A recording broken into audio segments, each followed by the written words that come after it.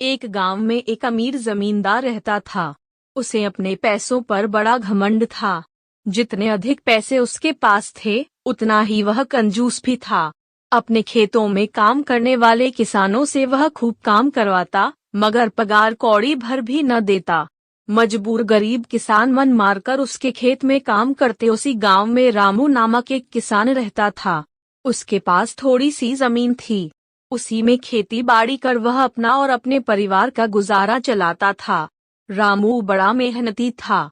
वह दिन भर अपने खेत में काम करता और अपनी मेहनत के दम पर इतनी फसल प्राप्त कर लेता कि अपने परिवार के लिए 2 वक्त की रोटी जुटा सके। गांव के बाकी किसानों के पास रामू के मुकाबले अधिक जमीनें थीं।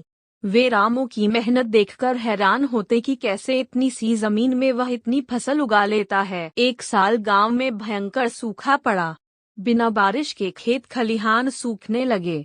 गरीब किसानों के पास सिंचाई की कोई व्यवस्था न थी। वे सिंचाई के लिए बारिश पर ही निर्भर थे, इसलिए उनकी सारी फसल बर्बाद हो गई।